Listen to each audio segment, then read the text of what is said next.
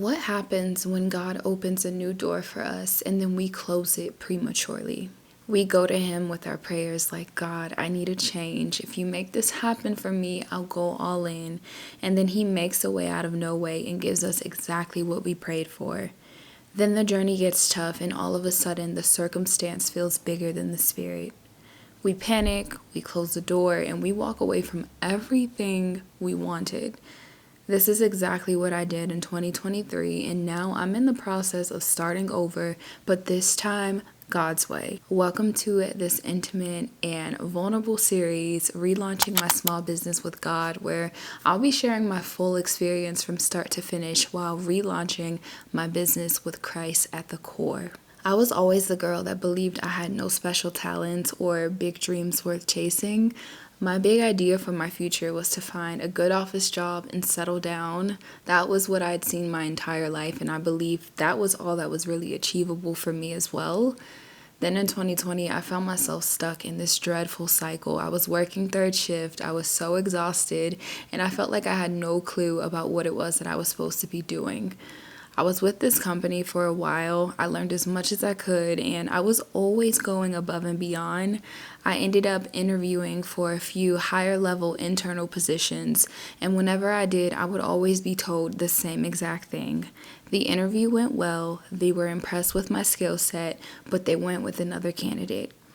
Around this same exact time, the pandemic started to close a lot down. My partner was laid off, and then I was also at risk of layoffs with this same exact job. I ended up being safe from layoffs, but that's when something started to change within me. I started to think, why am I not taking a bigger risk on myself? Why am I sticking to this one-track mind of life? At that point, I knew it was time for a change. I just didn't know what the change would be. During that season in my life, having candles burning around the house brought me so much peace. My mom had always burned candles when I was growing up.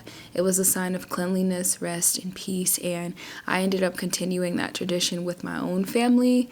The candle that I was burning at the time ended up making us feel really congested, and then I ended up with this random thought one day to learn how to make my own candle. I started to learn about the different waxes and how most of the candles on the market are actually really unhealthy for us. Now, mind you, at this point, I was not putting two and two together. I wasn't thinking that my prayer for change had anything to do with this new idea. I just knew that I wanted to learn because I wasn't willing to give up burning them just yet. Now, this started as a hobby that I didn't see beyond the walls of my own home. But all of a sudden, I started to take it really serious. I poured my heart and soul into learning, researching, and testing. And then I ended up sending some samples to friends and family, and they absolutely loved it. But most importantly, I loved it too. I fell so deeply in love with the process and the ability to create in a way that I had never done before. After a year of testing and creating things for my home, I felt so compelled to turn this into something more, and I launched my business in August of 2021. I sold out of my first collection within the first 48 hours of going live, and let me tell you something, this was only God, y'all. Only God. I met some amazing people and heard some of the most heartfelt stories. I was able to quit my job and pursue this full time, and my creativity came to life on a whole new level. I learned a lot, but most importantly, I was breaking chains that had never been broken before. It all started to click. This was the thing that Kiana was finally good at. This was the answered prayer, the change, the open door. And then things started to feel like they weren't working anymore. I felt like I was always running into an invisible wall. Vendors that I relied on closed their businesses, which left me constantly having to refine my own products. Cost of goods were going up due to inflation, and the numbers just felt like they weren't numbering anymore. I started to slack on my boundaries, I lost sight of my vision, and I allowed fear to consume me. So I stopped showing up and decided to take another route. Not once did I stop to ask God if walking away was the right thing to do. I closed the door that God opened for me because things felt unsafe and I was afraid of failing. I paid more attention to the circumstance instead of the spirit, and that's where I went wrong.